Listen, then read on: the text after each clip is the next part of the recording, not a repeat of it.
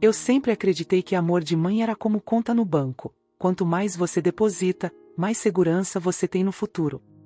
Passei 71 anos fazendo depósitos em vidas alheias, achando que um dia alguém olharia para mim com o mesmo carinho que eu derramei por aí. Mas a vida tem dessas ironias cruéis. Às vezes quem você menos espera é quem realmente te enxerga. Meu nome é Celina, e se você me conhecesse na rua, provavelmente pensaria, que senhora elegante. Sempre fui assim, discreta mas arrumada, daquelas que usa batom até para ir ao supermercado e nunca sai de casa sem os brincos combinando. Minha mãe dizia que elegância não tem preço, e eu levei isso ao pé da letra, mesmo quando o dinheiro era curto e as contas apertavam. Fui contadora a vida inteira.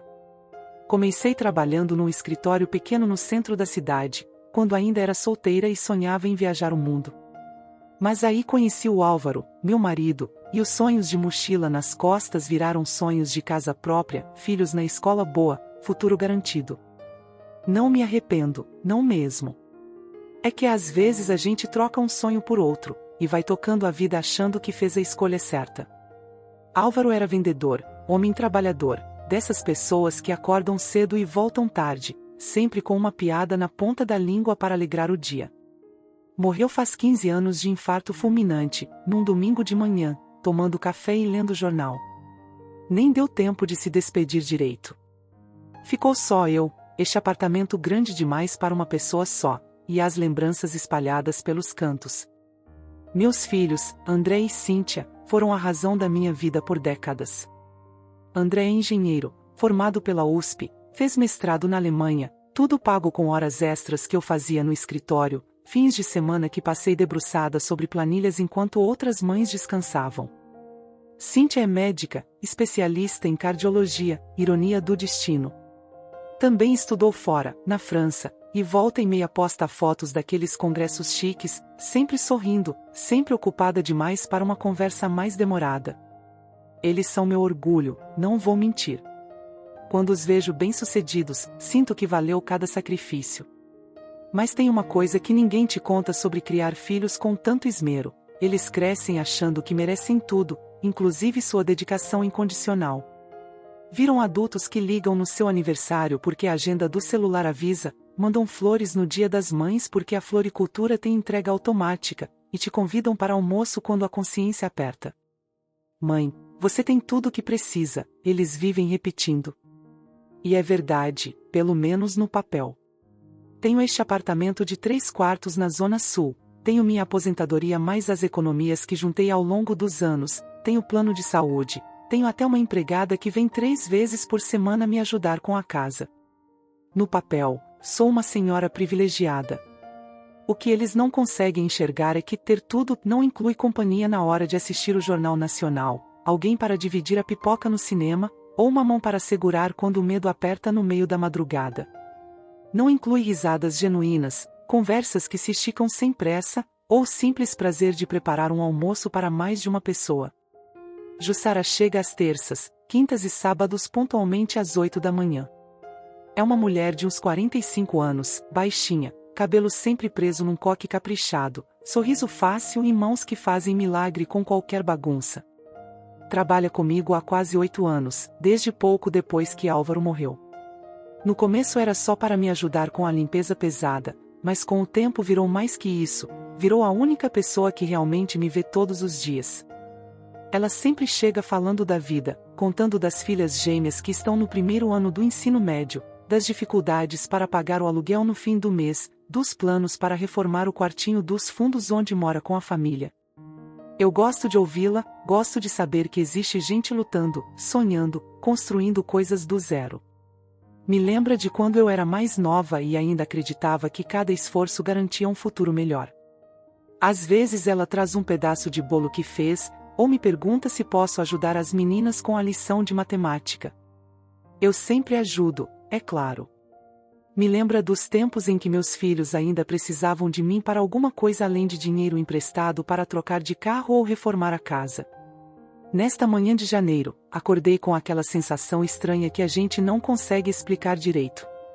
O calor estava insuportável, mesmo com o ar-condicionado ligado a noite toda. São Paulo estava naquela fase do verão que parece que a cidade inteira vai derreter, quando até respirar cansa. Fui para a cozinha preparar meu café, como faço há décadas. Café forte, sem açúcar, acompanhado de 2 torradas com requeijão. Rotina que me dá segurança, que me lembra que ainda tenho controle sobre algumas coisas na vida. Mas hoje o café não desceu bem, ficou pesado no estômago, e comecei a sentir um desconforto estranho no peito. Pensei que fosse azia. Tomei um Eno, sentei na poltrona da sala para descansar um pouco, respirar fundo. Mas a sensação foi piorando, virando uma dor que apertava como se alguém estivesse pisando no meu peito com força. E aí veio aquela dor no braço esquerdo, subindo devagar, como um formigamento que vira queimação. Meu coração disparou, não só de dor, mas de medo. Reconheci os sinais que já vi em tantos filmes, que ouvi em tantas conversas de corredor. Mas comigo? Aos 71 anos, com a saúde em dia, fazendo meus exames em dia? Com a mão tremendo, peguei o celular e liguei para Cíntia. Tocou, tocou, tocou. Caixa postal. Oi, é assim, não posso atender agora, mas deixa seu recado que eu retorno assim que possível. Desliguei e tentei André. Alô? A voz dele, sempre apressada. André, filho, estou passando mal, com uma dor no peito que... Tô em reunião, mãe, depois te ligo. E desligou. Fiquei ali, segurando o telefone, sentindo a dor apertar cada vez mais. Tentei me levantar para pegar o telefone fixo da cozinha, ligar para o SAMU, mas as pernas não obedeceram. O mundo começou a rodar, as cores ficaram desbotadas, e a última coisa que lembrei foi do chão da sala chegando perto do meu rosto. Não sei quanto tempo se passou, mas acordei ouvindo a voz desesperada da Jussara, Dona Celina. Dona Celina. Pelo amor de Deus, acorda. Ela estava com o rosto molhado de lágrimas, as mãos tremendo enquanto tentava me ajudar a sentar. Jussara havia chegado mais cedo naquele dia, disse depois que teve um pressentimento, que acordou inquieta e decidiu adiantar o horário. Bendita intuição. Dona Celina, a senhora tá me ouvindo? Eu vou chamar a ambulância agora mesmo. Tentei falar, dizer que estava bem, mas a voz não saía. Só conseguia acenar com a cabeça, ainda tonta, ainda sentindo aquela pressão no peito. Jussara pegou o telefone fixo da cozinha e ligou para o SAMU com uma urgência na voz que eu nunca tinha ouvido antes. Alô? Por favor, eu preciso de uma ambulância urgente. Minha patroa passou mal, acho que foi do coração. Ela deu o endereço, respondeu todas as perguntas com uma calma que eu não sei de onde tirou, e ficou comigo segurando minha mão até ouvir a sirene na rua. Quando os paramédicos chegaram, Jussara estava lá explicando tudo, que horas me encontrou, como estava minha respiração, que remédios eu tomava. Sabia de cor os nomes dos meus medicamentos, conhecia minha rotina melhor que meus próprios filhos. Naquele momento, olhando para aquela mulher que se desdobrava para me ajudar, entendi uma coisa que deveria ter percebido muito antes. Na ambulância, ela segurou minha mão o tempo todo. Vai ficar tudo bem, Dona Celina. A senhora é forte, vai superar isso. A voz dela era firme, mas eu via o medo nos olhos. Não era medo profissional, não era preocupação de empregada. Era o medo genuíno de quem se importa de verdade. No hospital, enquanto eu era levada para a emergência, ouvi Jussara falando com a recepcionista. Ela mora sozinha, os filhos moram longe. Eu sou a pessoa mais próxima dela agora. E era verdade. Ali, naquele corredor gelado de hospital, a pessoa mais próxima de mim não era família de sangue. Depois de uma bateria de exames que pareceu durar uma eternidade, o médico confirmou: infarto do miocárdio. Não foi dos grandes, graças a Deus, mas poderia ter sido fatal se não fosse o socorro rápido. A senhora teve sorte de ter alguém por perto, disse o doutor. Mais alguns minutos e... Ele não precisou terminar a frase. Ligaram para André e Cíntia usando os números que estavam na minha carteira. André chegou primeiro, quase 4 horas depois, com aquela cara de quem foi interrompido em algo muito importante. Entrou no quarto já falando no celular, fazendo sinais para que eu esperasse ele terminar a ligação. Oi, mãe. Como você está se sentindo? Perguntou, mas os olhos dele já estavam no monitor, tentando entender os números, sempre o engenheiro tentando decifrar as coisas pelos dados. Estou melhor, filho. Foi susto grande, mas... Onde está a pessoa que estava com você? A empregada? Jussara estava sentada na poltrona ao lado da minha cama, onde havia passado a tarde inteira. Levantou-se rapidamente quando André entrou, daquele jeito respeitoso que ela sempre teve, como se precisasse pedir licença para existir no mesmo espaço que meus filhos. Eu sou Jussara, doutor André. Eu que encontrei a dona Celina e trouxe ela para o hospital. André olhou para ela como se estivesse vendo pela primeira vez, embora Jussara trabalhasse na minha casa há 8 anos. Ah, certo. Obrigado. Foi só isso. Nem um olhar de gratidão, nem uma palavra a mais para a mulher que havia salvado a vida da mãe dele. Cíntia chegou 1 hora depois, ainda vestida com o jaleco do hospital onde trabalha. Ao menos ela cumprimentou Jussara, até perguntou como havia sido o socorro. Mas logo em seguida já estava conversando com os médicos, usando termos técnicos, assumindo o controle da situação como sempre fez.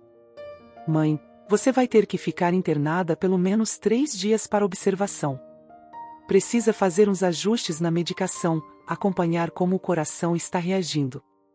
Falava comigo, mas olhando para os papéis, sempre eficiente, sempre prática. Jussara, você pode ir para casa agora, disse André.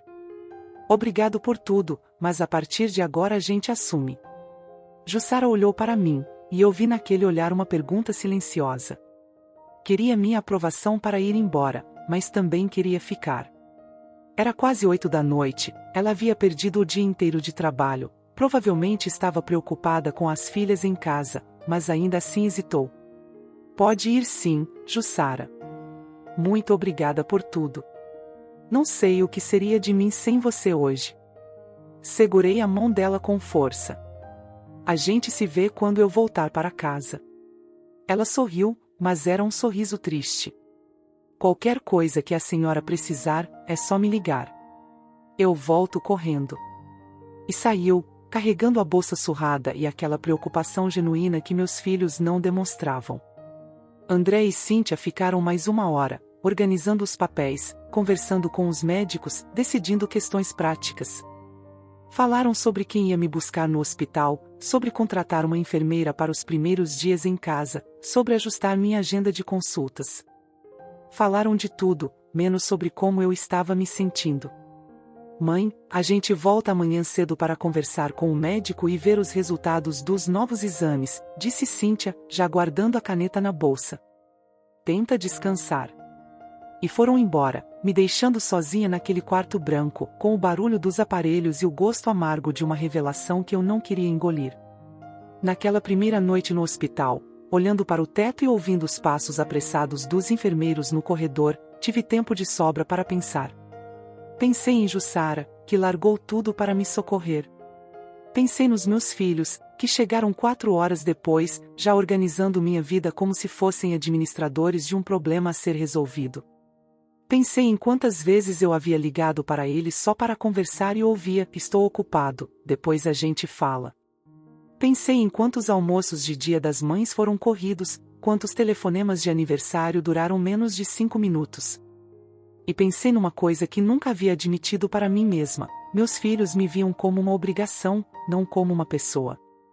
Eu era a mãe que havia garantido o futuro deles, que pagou os estudos, que deu segurança financeira. Mas eu não era alguém cuja companhia eles buscavam, cuja opinião eles valorizavam, cuja presença eles sentiam falta. Na manhã seguinte, Jussara apareceu no hospital com uma marmita caseira. Trouxe um caldinho de galinha, que a senhora gosta. Ela sabia que eu gostava de caldo de galinha, sabia que eu não conseguia comer direito quando estava nervosa, sabia que eu ficava mais frágil quando me sentia sozinha. Você não precisava vir aqui, Jussara. Deve estar com tanto serviço. Bobagem, dona Celina. A senhora é minha prioridade agora. E ficou ali conversando, contando das filhas, fazendo companhia, enchendo aquele quarto de hospital com vida e carinho. Quando André e Cíntia chegaram, encontraram Jussara me ajudando a comer o caldo. Percebi uma irritação discreta no olhar dos dois, como se a presença dela fosse inconveniente, como se estivesse atrapalhando alguma dinâmica familiar que eu não entendia. Jussara, você pode ir andando. Queremos conversar em particular com nossa mãe, disse Cíntia, com aquela delicadeza fria que ela usava quando queria se livrar de alguém. Jussara se despediu rapidamente e saiu. E então meus filhos se sentaram, um de cada lado da cama, com expressões sérias. Mãe, a gente precisa conversar sobre algumas coisas práticas, começou André. Essa situação mostrou que você não pode mais ficar sozinha em casa. Meu coração, que já havia passado por tanto naqueles dias, deu mais uma acelerada. Não era medo da dor física, era medo do que vinha depois dessa conversa. O que vocês querem dizer com isso? Perguntei, tentando manter a voz firme. Cíntia suspirou, daquele jeito dela quando achava que precisava explicar algo óbvio para uma criança.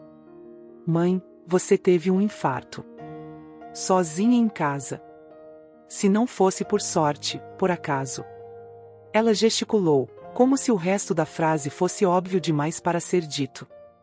Não foi sorte, foi Jussara, corrigi. E ela não estava lá por acaso. Ela trabalha na minha casa há 8 anos. Exato, disse André, se inclinando para a frente. Uma empregada. Que tem vida própria, família, outros compromissos. Você não pode depender de alguém que você paga para estar lá. A ironia daquilo me bateu como um tapa. Eles estavam criticando a única pessoa que realmente havia me socorrido, que havia largado tudo para ficar ao meu lado, que havia passado a noite no hospital se preocupando comigo. E estavam fazendo isso enquanto eles mesmos só haviam aparecido horas depois, porque foram obrigados pelas circunstâncias. E qual é a solução que vocês pensaram? Perguntei, já imaginando a resposta. Cíntia e André trocaram um olhar, daqueles que irmãos fazem quando já conversaram sobre alguma coisa antes. A gente achou um lugar muito bom, disse Cíntia. Chama Vila Dourada. É uma residência para idosos, mas não é daquelas tristes, não. É moderna, tem médico 24 horas, atividades, outras pessoas da sua idade. Vocês querem me colocar num asilo? Não é asilo, mãe, protestou André. É uma comunidade assistida. Você teria sua própria suíte, suas coisas, sua privacidade. Mas também teria segurança, cuidados médicos, companhia. Fiquei em silêncio, processando aquilo. Meus filhos, que eu criei com tanto amor, que educei, que sacrifiquei minha própria vida para dar o melhor futuro possível, estavam ali planejando se livrar de mim da maneira mais conveniente. E o apartamento? Perguntei. A gente vende, disse André, como se fosse a coisa mais natural do mundo. Com esse dinheiro, dá para pagar a Vila Dourada por muitos anos, e ainda sobra uma quantia boa para dividir. Quer dizer, para investir no seu futuro, corrigiu rapidamente. Ali estava. A verdade nua e crua. Eles não estavam preocupados com minha segurança ou bem-estar. Estavam preocupados com a herança, com o patrimônio que eu havia construído tijolo por tijolo ao longo de décadas de trabalho. E se eu não quiser? Cíntia suspirou de novo, agora com impaciência. Mãe, seja racional. Você teve um infarto. Qualquer médico vai dizer que uma pessoa na sua condição não pode ficar sozinha. Se acontecer de novo. Se acontecer de novo, eu tenho Jussara. Jussara não é médica, explodiu André. Ela não vai saber o que fazer numa emergência. Ela soube o que fazer desta vez, respondi, sentindo uma coragem crescer dentro de mim. Ela me encontrou, chamou a ambulância, ficou comigo no hospital. Onde vocês estavam? O silêncio que se seguiu foi pesado. Cíntia mexeu na bolsa, André olhou para o celular. Nenhum dos dois teve coragem de responder. Olha, disse Cíntia finalmente, a gente sabe que não somos os filhos mais presentes do mundo. Temos nossas vidas, nossos compromissos. Por isso mesmo achamos que você ficaria melhor num lugar onde Onde vocês não precisariam se preocupar comigo, completei. Não é assim, mãe. Não é. Então como é, Cíntia? Vocês apareceram aqui 4 horas depois que eu quase morri, já com a solução pronta. Já conversaram entre vocês, já pesquisaram um lugar, já calcularam quanto vão ganhar com a venda do apartamento. E eu, a pessoa que quase morreu, sou a última a saber dos planos. André se levantou, impaciente. A gente só quer o melhor para você. O melhor para vocês, corrigi. Vocês querem resolver o problema que eu represento da maneira mais conveniente. Me colocar num lugar onde outras pessoas vão cuidar de mim, onde vocês podem visitar uma vez por mês sem peso na consciência, e ainda de quebra resolver a questão da herança enquanto eu ainda estou viva. Que absurdo, mãe, protestou Cíntia. Como você pode pensar assim da gente? Como eu posso não pensar, respondi, sentindo lágrimas quentes descerem pelo meu rosto. Vocês dois me ligam uma vez por semana por obrigação. Nos últimos 5 anos, quantas vezes vocês vieram em casa só para fazer companhia? Quantas vezes perguntaram como eu estava me sentindo, se eu estava triste, se eu sentia saudade do pai de vocês? Eles ficaram calados, porque sabiam a resposta. 0. A resposta era 0. Jussara sabe que eu não gosto de comer sozinha. Sabe que eu fico melancólica em dias de chuva. Sabe que eu tenho insônia quando o tempo está muito quente. Sabe que eu ainda choro às vezes vendo fotos do pai de vocês. Vocês sabem alguma dessas coisas? Mãe, isso não é justo, murmurou André. O que não é justo é vocês aparecerem aqui querendo decidir minha vida sem nem perguntar o que eu quero. O que não é justo é eu ter que descobrir que meus próprios filhos me veem como um fardo através de uma conversa sobre asilos. Cíntia se levantou também. A gente vai deixar você descansar. Quando você estiver mais calma, a gente conversa de novo. Não precisa, disse eu. Eu já entendi tudo o que precisava entender. Eles saíram, e eu fiquei sozinha mais uma vez. Mas desta vez, a solidão tinha um gosto diferente. Não era a solidão de quem está abandonada, era a solidão de quem finalmente enxergou a verdade. No dia seguinte, Jussara apareceu de novo, agora trazendo um pudim de leite que ela havia feito especialmente para mim. As meninas ajudaram a fazer, contou, sorrindo. Elas perguntaram como a senhora estava, disseram que vão fazer uma cartinha. Recebi alta 2 dias depois. André veio me buscar, sério, formal, como se estivesse cumprindo mais uma obrigação burocrática. No caminho para casa, tentou retomar o assunto da Vila Dourada. Mãe, a gente marcou uma visita para quinta-feira. Só para você conhecer, sem compromisso. Não vou. Como assim não vai? Não vou conhecer nenhuma casa de repouso, André. Vou ficar na minha casa, com minhas coisas, com minha vida. Ele suspirou, irritado. Então pelo menos vamos contratar uma enfermeira 24 horas. Não precisa. Jussara vai passar a vir todos os dias. Mãe, você não pode sobrecarregar a mulher assim. Ela tem família, tem outros trabalhos. Eu já conversei com ela. Ela quer ficar comigo, e eu vou pagar direito por isso. André não respondeu, mas eu vi pelo espelho retrovisor a expressão de desaprovação no rosto dele. Não era desaprovação pelo meu bem-estar, era desaprovação pelos gastos que isso representava. Em casa, Jussara me esperava com um caldo quentinho e o apartamento cheirando a lavanda. Havia flores frescas na mesa da sala, não as flores caras que meus filhos mandavam entregar, mas um ramalhete simples que ela havia comprado na feira, escolhido com carinho. Como a senhora está se sentindo, dona Celina? Melhor, respondi, e era verdade.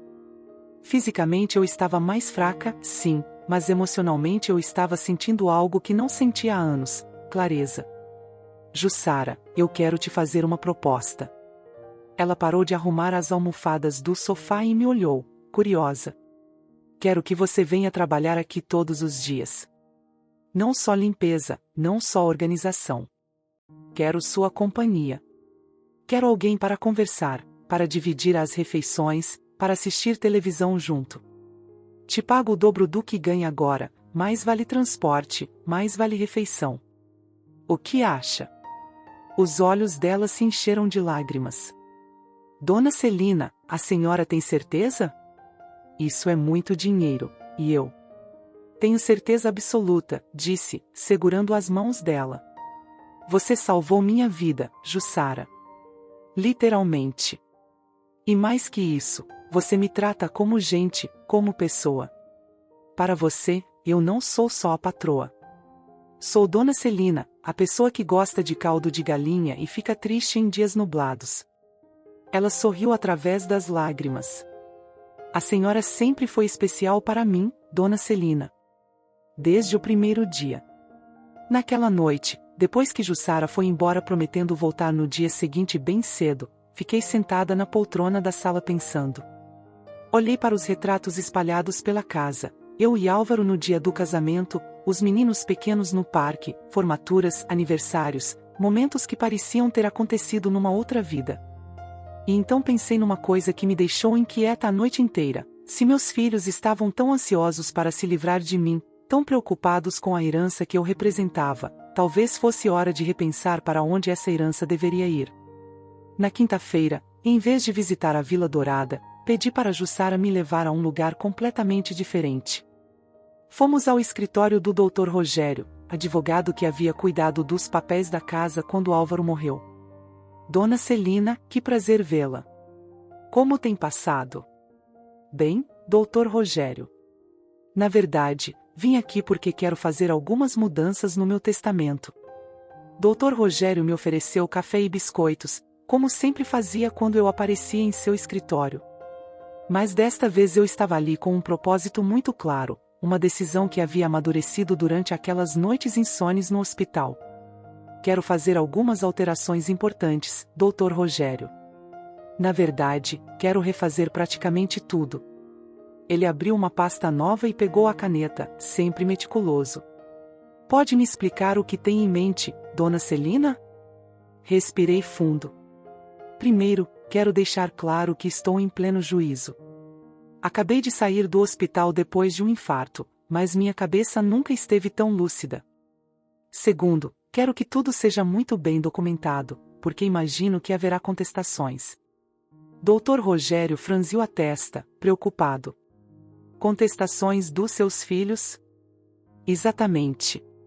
Contei para ele tudo o que havia acontecido, o infarto, a ausência dos filhos, o cuidado de Jussara, a conversa sobre o asilo. Eles apareceram no hospital já com tudo planejado para se livrar de mim e dividir meus bens. Nem esperaram eu me recuperar direito. Entendo, disse ele, fazendo anotações. E o que a senhora gostaria de mudar? Quero deixar 40% dos meus bens para Jussara Santos de Oliveira, minha empregada doméstica. Ela tem 2 filhas adolescentes, e esse dinheiro pode dar a elas as oportunidades que eu dei aos meus filhos. Fiz uma pausa. Outros 40% quero deixar para o Instituto Amparo, aquela ONG que cuida de mulheres idosas abandonadas pela família. Dr. Rogério parou de escrever e me olhou. E os 20% restantes? Para André e Cíntia. Dividido igualmente. Vi a surpresa no rosto dele. Não sou vingativa, Dr. Rogério. Eles são meus filhos, e sempre serão. Mas 20% já é uma quantia considerável, mais do que a maioria das pessoas tem na vida inteira. Dona Celina, a senhora tem certeza? Isso pode causar um conflito familiar muito sério. Já existe conflito, doutor. A diferença é que agora eu enxergo com clareza. Ajeitei a bolsa no colo, aquele gesto que sempre fazia quando precisava de coragem. Meus filhos me veem como um investimento que deu certo e agora precisa dar retorno. Jussara me vê como pessoa. É simples assim. Ele suspirou e continuou escrevendo. Vou preparar tudo com muito cuidado. Vamos incluir uma declaração da senhora sobre seu estado mental, talvez até um laudo médico, para evitar questionamentos. Perfeito. E Dr. Rogério, eu gostaria que o testamento fosse lido para todos ao mesmo tempo. Não quero que meus filhos descubram por acaso, nem que Jussara seja pega de surpresa. Isso pode ser providenciado. A senhora quer que eu agende isso para breve? Não ainda. Quero passar mais alguns meses aproveitando minha nova vida. Quero ver como as coisas vão se desenrolar. Saímos do escritório, Jussara e eu, e fomos almoçar num restaurante que ela conhecia perto da região central. Era um lugar simples, mas a comida era caseira e o atendimento carinhoso. Jussara me apresentou para a Dona Maria, que nos tratou como se fôssemos da família. Que bom ver a senhora por aqui, Dona Celina. A Jussara sempre fala da senhora com tanto carinho. Durante o almoço, contei para a Jussara sobre as mudanças que eu estava fazendo na minha vida. Não sobre o testamento, isso seria surpresa, mas sobre minha decisão de viver de forma diferente. Jussara, você falou uma vez sobre dar aulas de reforço para as meninas da comunidade.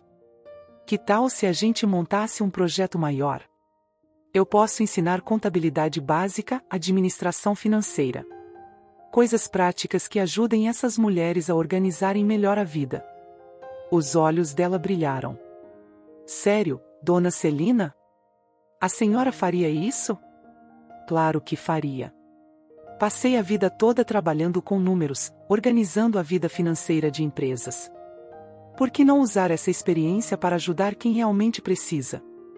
Foi assim que começamos o projeto Mulheres Empreendedoras. Todo sábado de manhã, o salão da igreja do bairro onde Jussara morava se transformava numa sala de aula. Vinham donas de casa que queriam abrir um pequeno negócio, empregadas domésticas que sonhavam com autonomia, jovens mães que precisavam se organizar financeiramente.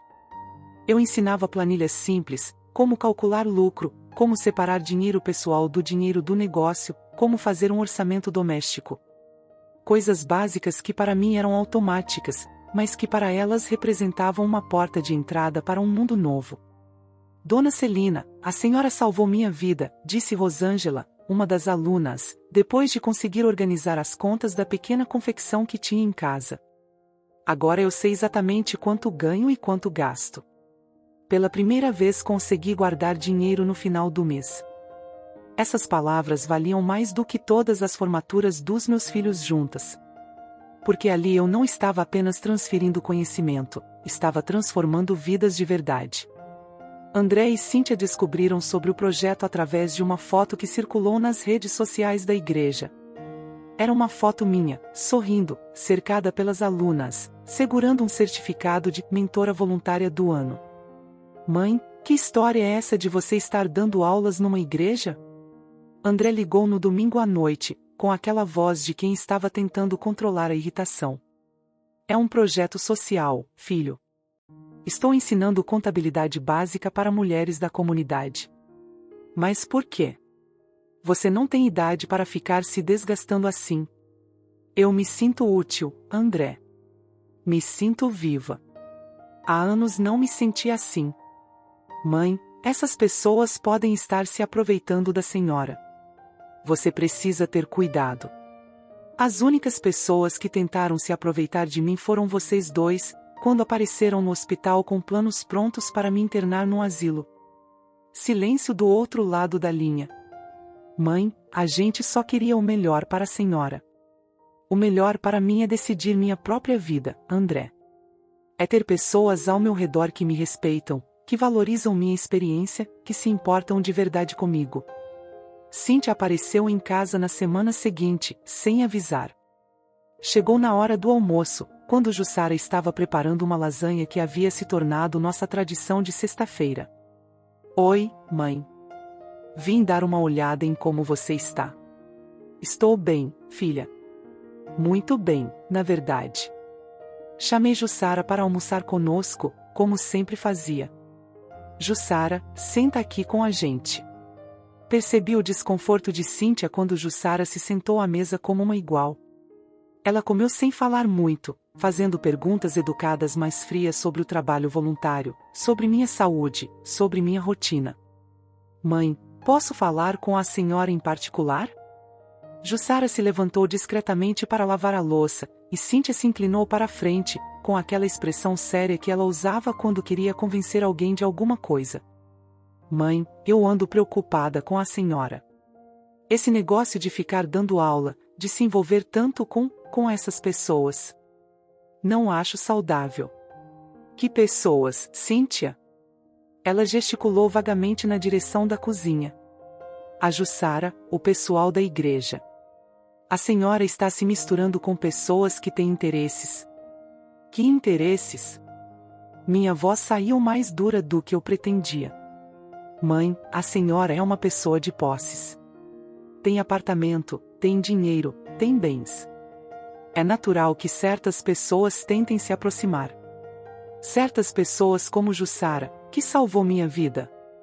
Certas pessoas como Dona Rosângela, que trabalha 16 horas por dia para sustentar 3 filhos. Certas pessoas como Dona Maria, que me trata com mais carinho numa tarde do que vocês dois em um ano inteiro. Cíntia suspirou. Mãe, a senhora não está enxergando direito. Essas pessoas são diferentes de nós. São. Elas são gratas, carinhosas, verdadeiras. Elas olham nos meus olhos quando conversam comigo. Elas se preocupam se estou triste ou feliz, não apenas se estou gastando dinheiro demais. A senhora está sendo injusta conosco. Estou sendo realista. Me levantei da mesa. Cíntia, quando foi a última vez que você veio aqui só para fazer companhia?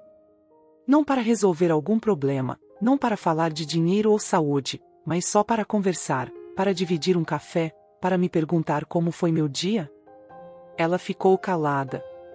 E quando foi a última vez que você me ligou sem querer nada em troca? Só para dizer que estava pensando em mim, que sentia saudade? Mais silêncio. Jussara faz isso todos os dias, Cíntia. Todos os dias ela me pergunta como dormi, se estou triste ou alegre, se preciso de alguma coisa. E ela faz isso porque se importa comigo como pessoa, não como fonte de herança. Cíntia se levantou, irritada. Se é assim que a senhora pensa da gente, então não sei mais o que fazer. Você pode tentar ser minha filha de verdade, não minha administradora. Ela saiu batendo a porta, e eu fiquei ali, tremendo, mas não de medo.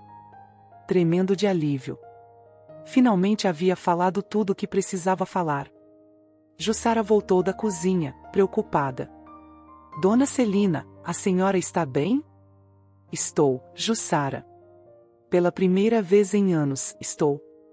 Os meses seguintes foram os mais felizes que eu havia vivido desde que Álvaro morreu. Jussara e eu criamos uma rotina gostosa, café da manhã juntas, trabalhos domésticos divididos, almoços que se estendiam em conversas, tardes de televisão ou leitura, jantares simples mas cheios de afeto. As filhas dela, Joana e Júlia, começaram a vir em casa algumas tardes. Eu as ajudava com lição de casa, elas me ensinavam a usar melhor o celular. Era uma troca genuína, sem interesses escondidos. Dona Celina, a senhora é como uma avó para nós, disse Júlia um dia, me abraçando depois que eu a ajudei com um problema de matemática. Aquele abraço valeu por todos os abraços que meus netos, que mal me conheciam, nunca me haviam dado. O projeto na igreja cresceu. Outras igrejas pediram para replicar a iniciativa. O Instituto Amparo me convidou para ser conselheira voluntária. Minha vida, aos 71 anos, estava mais cheia e significativa do que havia sido em décadas. André e Cíntia continuaram ligando, mas agora era diferente. Eles ligavam preocupados, tentando entender o que havia mudado, tentando recuperar algum controle sobre a situação. Mas eu não estava mais disponível para ser controlada. Um dia, André apareceu com Cíntia. Vinham sérios, determinados. Mãe, a gente precisa ter uma conversa muito séria, disse André, se sentando na ponta do sofá como se estivesse numa reunião de negócios. Sobre o quê? Sobre seus bens, sobre seu futuro, sobre as pessoas que estão influenciando a senhora. Que pessoas? A Jussara, o pessoal da igreja, essa ONG que a senhora anda frequentando. Cíntia tirou uns papéis da bolsa. A gente fez umas pesquisas, mãe. Existem muitos casos de idosos sendo manipulados por pessoas que se aproveitam da vulnerabilidade. Parem. Minha voz saiu tão firme que eles se calaram na hora. Parem já com isso. Mãe? Não, agora vocês vão me escutar. Me levantei, sentindo uma força que não sabia que ainda tinha. Vocês dois apareceram na minha vida no momento em que eu quase morri com um propósito muito claro: se livrar de mim da maneira mais conveniente e lucrar com isso. Agora que viram que eu não vou facilitar as coisas, querem me declarar incapaz? Ninguém falou em incapacidade, murmurou André. Não precisaram falar. Está implícito em cada palavra, em cada olhar, em cada pesquisa que vocês fizeram sobre manipulação de idosos. Caminhei até a janela, olhando para a rua onde Jussara havia corrido para salvar minha vida. Vocês sabem qual é a diferença entre vocês e as pessoas que vocês chamam de manipuladoras? Eles ficaram calados. As manipuladoras me salvaram a vida. Me deram carinho, companhia, propósito. Me fizeram sentir viva de novo. Me virei para eles. Vocês só me fizeram sentir como um estorvo. Isso não é verdade, protestou Cíntia. Não é? Então me digam, por que vocês estão aqui hoje? O que vocês querem realmente? Mais silêncio. Vou facilitar para vocês, disse eu. Vocês estão preocupados porque sabem que eu mudei meu testamento. A reação deles foi instantânea. André ficou vermelho, Cíntia deixou os papéis caírem. Como vocês sabem disso? Perguntei, já sabendo a resposta. Mãe, o Dr. Rogério. O Dr. Rogério não falaria nada sem minha autorização. Os encarei. Vocês andaram investigando minha vida. Que mais vocês descobriram? Que mais vocês fizeram nas minhas costas? André se levantou, agitado. Mãe, a gente tem direito de saber. Somos seus filhos. Direito? Ri, mas não era uma risada de alegria. Que direito vocês têm sobre a minha vida e os meus bens? Direito que vocês ganharam me visitando todos os dias? Direito que vocês conquistaram cuidando de mim quando fiquei doente? Direito que vocês merecem por todo o amor e atenção que me deram esses anos? A gente trabalha muito, mãe.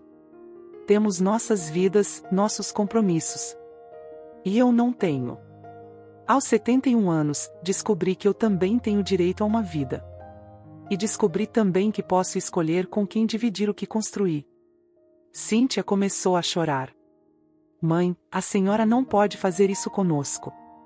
A gente é sua família. Família é quem cuida, Cíntia. Família é quem aparece quando você precisa, não quem aparece quando quer alguma coisa. Eles saíram dali furiosos, ameaçando contestar o testamento, falando em interdição, em advogados. Mas eu não estava mais com medo. Na verdade, estava ansiosa para o dia em que tudo viesse à tona. Essa ameaça dos meus filhos me deixou inquieta por alguns dias, mas não com medo, com antecipação. Era como se eu estivesse aguardando o desfecho de um filme que eu mesma estava escrevendo. E escrever o próprio final da história é um privilégio que pouca gente tem na vida. 3 semanas depois da visita deles, Dr. Rogério me ligou. Dona Celina, preciso informá-la que recebi uma intimação judicial. Seus filhos entraram com um pedido para anular o Novo Testamento, alegando que a senhora está sendo influenciada indevidamente. Suspirei. Já esperava por isso. E agora, Dr. Rogério? Agora precisamos provar que a senhora está em perfeita sanidade mental e que tomou suas decisões de forma livre e consciente. Já agendei uma avaliação psiquiátrica e psicológica. O juiz também quer ouvir as partes envolvidas. Inclusive Jussara?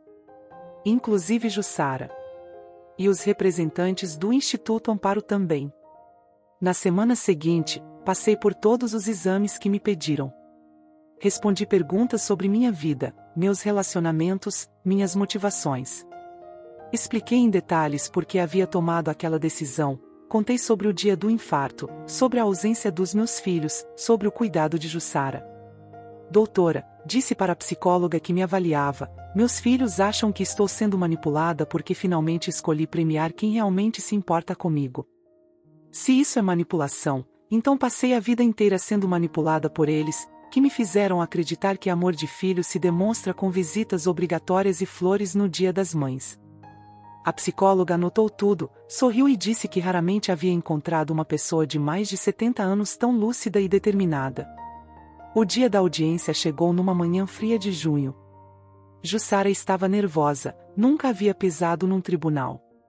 Dona Celina, e se eu falar alguma coisa errada? E se eles conseguirem provar que eu manipulei a senhora? Jussara, você só precisa falar a verdade. Contar como me encontrou no dia do infarto, como cuidou de mim, como nossa amizade cresceu. A verdade sempre é suficiente. André e Cíntia chegaram com seus advogados, sérios, evitando olhar para mim. Era estranho ver meus próprios filhos do outro lado de uma batalha judicial, mas eu não sentia raiva, sentia uma tristeza profunda pelo que nossa relação havia se tornado. O juiz, Dr. Fernando, era um homem de uns 50 anos, calvo, que transmitia serenidade. Leu todos os laudos médicos e psicológicos, que confirmavam minha plena capacidade mental. Depois chamou cada pessoa para depor. André falou primeiro. Disse que estava preocupado comigo, que achava que eu estava sendo influenciada por pessoas que se aproveitaram da minha vulnerabilidade após o infarto. Minha mãe sempre foi uma pessoa generosa, meritíssimo. É natural que certas pessoas tentem se aproveitar disso. Cíntia disse mais ou menos a mesma coisa, acrescentando que eu estava confusa desde a doença, que havia mudado meu comportamento de forma drástica. Quando chegou minha vez, me levantei devagar, apoiada na bengala que havia começado a usar após o infarto. Não porque precisasse muito, mas porque me dava segurança. Meritíssimo, meus filhos estão certos sobre uma coisa: eu mudei meu comportamento após o infarto. Mudei porque finalmente enxerguei a verdade sobre os relacionamentos na minha vida. Fiz uma pausa. Durante décadas, acreditei que havia criado 2 filhos amorosos e gratos. Descobri que criei 2 pessoas que me veem como uma fonte de recursos. Olhei para André e Cíntia. No dia em que quase morri, eles não estavam lá. Jussara estava. Quando acordei no hospital, eles não estavam lá segurando minha mão. Jussara estava. Quando precisei de companhia, de cuidado, de carinho, eles não estavam lá. Jussara estava. Minha voz ficou mais firme. Meritíssimo, se recompensar lealdade e amor verdadeiro é estar sendo manipulada, então aceito a acusação. Mas eu diria que finalmente aprendi a enxergar quem realmente merece minha gratidão. O juiz ouviu Jussara em seguida. Ela estava tímida, mas falou com o coração. Contou como me encontrou desacordada, como passou a noite no hospital, como nossa amizade havia crescido naturalmente. Eu nunca pedi nada para Dona Celina, meritíssimo. Nem sabia que ela tinha mudado o testamento até receber a intimação para vir aqui. Também depois a irmã Conceição, do Instituto Amparo, que falou sobre meu trabalho voluntário e como eu havia transformado a vida de dezenas de mulheres com meus ensinamentos. Dona Celina não é uma idosa isolada e confusa, disse a irmã. É uma mulher ativa, lúcida, que dedica seu tempo e conhecimento para ajudar outras pessoas. As beneficiárias do Instituto a respeitam e admiram profundamente. Depois de ouvir todos, o juiz pediu um intervalo para analisar os depoimentos e documentos. Ficamos ali, no corredor do fórum, num silêncio pesado. André e Cíntia sussurravam com seus advogados, Jussara segurava minha mão, e eu observava tudo com uma calma que me surpreendia. Quando voltamos, Dr. Fernando leu sua decisão. Após análise de todos os laudos médicos, depoimentos e documentos apresentados, este juízo considera que a requerente, Senhora Celina Maria da Silva, encontra-se em plenas condições mentais para dispor de seus bens conforme sua vontade. Os laudos psicológico e psiquiátrico são unânimes em atestar sua lucidez e capacidade de julgamento. Ele fez uma pausa. Além disso, os depoimentos apresentados demonstram que a alteração testamentária foi motivada por razões legítimas e compreensíveis, baseadas em relacionamentos reais e experiências vividas pela requerente. Não há evidências de manipulação ou coação. André se levantou para protestar, mas o juiz o interrompeu. O pedido de anulação do testamento é improcedente. A decisão da senhora Celina será mantida. Senti um peso sair dos meus ombros. Jussara começou a chorar baixinho, e eu segurei sua mão com força. Do outro lado do corredor, meus filhos saíram sem olhar para trás. 3 meses depois, numa manhã ensolarada de setembro, Dr. Rogério nos reuniu em seu escritório para a leitura oficial do testamento. Era uma formalidade, já que todos conheciam o conteúdo, mas eu fazia questão de que fosse feito da maneira tradicional. André e Cíntia chegaram pontualmente, acompanhados de seus cônjuges. Estavam sérios, mas não mais hostis. Acho que o tempo havia amenizado um pouco a revolta inicial. Jussara chegou com suas filhas, que estavam de uniforme escolar, timidamente sentadas no canto da sala. Como todos sabem, começou o Dr. Rogério, estamos aqui para a leitura do testamento da senhora Celina Maria da Silva, que se encontra presente e em perfeitas condições de saúde. Ele leu cada item, cada porcentagem, cada justificativa que eu havia ditado meses antes. Quando chegou na parte que destinava 40% dos bens para Jussara, as filhas dela se entreolharam em choque. Jussara chorou silenciosamente. 40% para o Instituto Amparo, destinados especificamente ao programa de capacitação profissional para mulheres idosas. Dr. Rogério continuou. E 20% para os filhos André Luiz e Cíntia Maria, divididos igualmente entre eles. Quando a leitura terminou, ficou um silêncio pesado na sala. André foi o primeiro a falar. Mãe, eu queria pedir desculpas.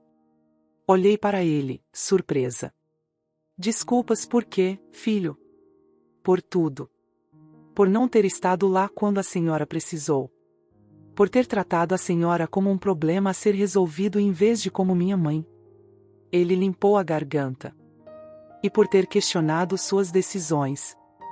A senhora sempre foi uma pessoa justa, e eu deveria ter confiado no seu julgamento. Cíntia também se manifestou, com os olhos marejados. Mãe, a gente foi egoísta. E burro também. A gente perdeu tempo brigando por dinheiro em vez de aproveitar o tempo com a senhora. Senti meus próprios olhos se enchendo de lágrimas. Vocês não perderam tempo, filhos. Ainda estou aqui. Ainda podemos construir uma relação verdadeira, se vocês quiserem. Foi André quem veio me abraçar primeiro, seguido de Cíntia. Não era um abraço desesperado ou interesseiro, era um abraço de reconhecimento, de pessoas que finalmente haviam entendido alguma coisa importante sobre a vida. Jussara se aproximou, ainda tímida. Dona Celina, eu não sei nem o que dizer. Isso vai mudar completamente a vida das meninas, a nossa vida. Vai mudar para melhor, espero. Sorri para ela. Você salvou minha vida, Jussara. Não apenas no dia do infarto, você me salvou de uma vida de solidão e amargura. Me ensinou que família não é só sangue, é afeto, é cuidado, é presença. Nos meses que se seguiram, muita coisa mudou. André e Cíntia começaram a me visitar regularmente, não por obrigação, mas por vontade própria. Conheceram melhor Jussara e as filhas dela, e descobriram o que eu já sabia: são pessoas especiais, que merecem todas as oportunidades do mundo. Jussara usou parte do dinheiro para comprar uma casa própria, matricular as filhas num colégio melhor, fazer um curso de administração. Mas continuou vindo me fazer companhia todos os dias, agora não como empregada, mas como a família que escolhemos para nós. O Instituto Amparo expandiu seus programas, atendendo mais mulheres, oferecendo mais cursos. Meu nome está numa placa na entrada do Centro de Capacitação Profissional, mas a verdadeira placa está no coração de cada mulher que encontrou ali uma nova chance na vida. Hoje, aos 72 anos, posso dizer que estou vivendo os melhores anos da minha vida. Tenho a família de sangue que finalmente aprendeu a me valorizar, tenho a família escolhida que me acolheu desde sempre, e tenho um propósito que me faz acordar todos os dias com vontade de fazer a diferença. Às vezes as pessoas me perguntam se não me arrependo de ter dividido minha herança dessa forma. Eu respondo que a única coisa de que me arrependo é não ter feito isso antes. Porque aprendi uma lição valiosa: a vida não é sobre o que deixamos quando morremos, é sobre o que construímos enquanto vivemos. E eu construí algo bonito, uma segunda chance para mim mesma, uma nova família baseada no amor verdadeiro, e a certeza de que cada pessoa pode recomeçar, não importa a idade. Nem sempre o sangue reconhece o valor da vida. Às vezes, quem realmente estende a mão é quem ninguém espera. E quando isso acontece, a vida ganha um sentido completamente novo. Se essa história tocou seu coração, deixe seu like, se inscreva no canal e comente aqui embaixo. Sua mensagem pode iluminar o dia de alguém.